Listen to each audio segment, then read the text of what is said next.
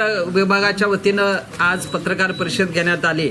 आमची ओबीसी विभागाची कार्यकारिणी हे पूर्णपणे बरखास्त केलेली आहे आणि अशोकरावजी चव्हाण ह्या महाराष्ट्राचे माजी मुख्यमंत्री हे काँग्रेस पक्षाचे 50 वर्षापासून लाभार्थी आहेत। त्यांनी अचानक पक्षप्रवेश दुसऱ्या पक्षामध्ये गेल्यामुळं इथला सर्वसामान्य कार्यकर्ता पेटून उठलेला आहे। त्यांना इथला निर्णय त्यांचा मान्य नाही। सर्वसामान्य कार्यकर्त्यांच्यामध्ये काँग्रेसच्या कार्यकर्त्यांच्यामध्ये प्रचंड संताप आहे आणि तो कार्यकर्ता पेटून उठल्याने या जिल्ह्यामध्ये या शहरामध्ये पुन्हा काँग्रेस उभा करण्याचं काम आदरणीय नाना पटोले यांच्या आशीर्वादानं त्यांच्या आदेशानं पुन्हा इथले कार्यकर्ते करतील आणि पुन्हा काँग्रेस अतिशय मोठ्या प्रमाणामध्ये उभी राहील।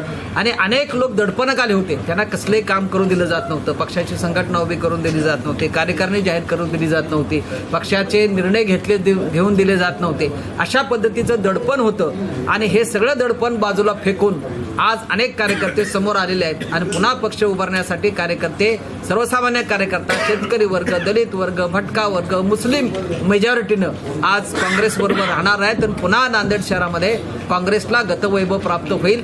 लवकरच आदरणीय नाना पटोलेंच्या अध्यक्षतेखाली या ठिकाणी ओबीसीचा आणि शेतकऱ्यांचा मेळावा 1,00,000 लोकांचा मेळावा नांदेडमध्ये आम्ही घेऊन पुन्हा नांदेडची जनता काँग्रेसबरोबर आहे हे दाखवण्याकरता आम्ही नाना भावना इथं आणणार आहोत आणि त्यांच्या मार्गदर्शनाखाली इथं पुन्हा कार्यक्रम होईल आणि इथली जनता, सर्वसामान्य माणूस हा गुत्तेदारांच्या बरोबर नसून तो काँग्रेस बरोबर आहे हे दाखवण्याचा प्रयत्न निश्चितपणानं आम्ही करू।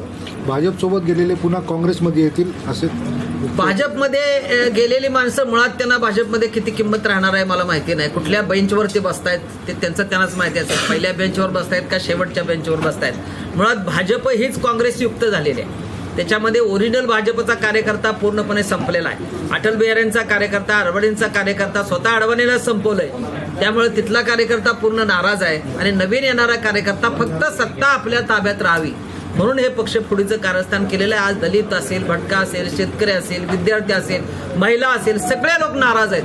काँग्रेसमध्ये प्रचंड मोठ्या प्रमाणामध्ये फूट पाडण्याचं काम महापाप त्यांनी केलेलं आहे। काँग्रेसचा कार्यकर्ता राहुल गांधींच्या माध्यमातून आणि महाराष्ट्रामध्ये नानाभाऊंच्या माध्यमातून त्याला स्वच्छ जबाब देईल म्हणूनच काँग्रेस पुन्हा नव्यानं उभी करण्यासाठी आम्ही नांदेडमध्ये लक्ष घालणार आहोत। 100% हिंगोली आणि नांदेडमध्ये ओबीसीचं पॉप्युलेशन जास्त आहे। पक्षाकडे आम्ही परवाच पार्लमेंटरी बोर्डामध्ये मी विनंती केलेली आहे की 6 लोकसभा जागा ह्या ओबीसीला द्या अशी मागणी केलेली आहे आणि मला खात्री आहे नानाभाऊ स्वतः ओबीसी आहेत। पार्लमेंटरी बोर्डामध्ये मी असल्यामुळं मी तिथं विनंती केलेली आहे। मला खात्री आहे की हिंगोली नांदेड हे काँग्रेसला मिळेल आणि मिळाले तर तिथं ओबीसीना प्राधान्य मिळालं जाईल हे मला खात्री वाटते। मराठा समाजाला 10% आरक्षण दिल्यानंतर गृहमंत्र्यांनी माजी आमदार प्रकाश शेंडगेची भेट घेतली आणि ओबीसींच्या वतीनं गृहमंत्र्याचे आभार मानण्यात आले। मुळात परिस्थिती अशी आरक्षणाला धक्का लागला नाही, मुळात परिस्थिती अशी आरक्षणच शिल्लक नाही। कशाला ज्याच्यासाठी भांडतोय ते शिल्लक आहे का? कोण कुठं भेटलं, कोण किती मोर्चे काढले, कुणी किती आंदोलनं केली, रस्ते अडवले, आज जे रस्त्यावर बसतात त्यांना तरी माहिती आहे का आरक्षण काय आहे? आरक्षणच संपवले, ते पूर्णपणे संपवलेलं। या देशातलं महाराष्ट्रातलं आरक्षण संपलेलं आहे। काही दिवसामध्ये तुम्हाला पूर्णपणे संपलेलं दिसेल। ज्यांच्यासाठी तुम्ही भांडताय ते संपलेलं दिसणार आहे। म्हणून काँग्रेसचं भूमिका आहे जात न्याय जनगणना करा आणि ज्याचं असेल त्याला द्या आणि म्हणून तो कार्यक्रम आम्ही राबवणार। राहुल गांधी स्वतः नेहमी म्हणतात जात न्याय जनगणना करा।